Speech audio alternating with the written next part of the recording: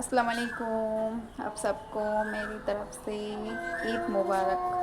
তো কেমন কাটতেছে আপনাদের আজকের ঈদের দিনটা? আর কে কোথায় ঘুরতে গেল আমাকে অবশ্যই জানিও। তো ঘুম থেকে উঠেই কিন্তু আমি একদম চান-টান করে রেডি হয়ে চলে গেলাম রান্নাঘরে সেমাই বানাবার জন্য। তো সেমাই বানিয়ে তারপরে আনামের পাপা খেয়ে চলে গেলেন নামাজ পড়তে। এখন আমি আনামকে ঘুম থেকে উঠায়ে ওকে আমি চান করায় দিলাম, ভালো করে সুন্দর মতো রেডি করে দিলাম। এখন ও দিদির সাথে খেলবে, ও ঈদগাহর দিকে যাবে।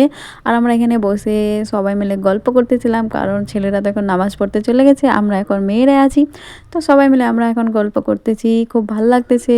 আর রমজান মাসটা চলে গেল, খুব খারাপ লাগতেছে। কি বলবো বলো তো, মনে হয় কালকেই রোজার মাসটা আসলো, আজকে চলে গেল, এরকম লাগে। তারপরে নামাজ শেষ হওয়ার পর আনামের পাপা বাড়ি আসছে, ওর জন্য একদম স্পেশালি এই নওয়াবি সেমাইটা বানিয়েছি, খুব মজা হয়েছে। এটা আমি কিন্তু এই রোজার দিনে ইফতারের সময় বানিয়েছিলাম একটা দিন, খুব ভালো লেগেছিল, তাই ভাবলাম আজকে ওর জন্য বানাই। আর দুপুরে বানিয়েছিলাম বিরিয়ানি। এটা খেয়ে তারপরে আমরা এখন বসে আছি। আর দেখো এখন আনাম খুব দুষ্টুমি করতেছে, দেখো ওকে আমি কিন্তু এই দোকানের প্যাকেটের খাবারগুলো খাওয়াই না। আর আজকে ও বাইরে যাচ্ছে, কেউ না কেউ ওকে নিয়ে দিচ্ছে, ও এখন খাচ্ছে, এটাই দেখতেছিল। আর দেখো কীরকম করতেছে, খুব ভালো লাগতেছিল, তাই ওর জন্য এটা আমি ভিডিও করেছি।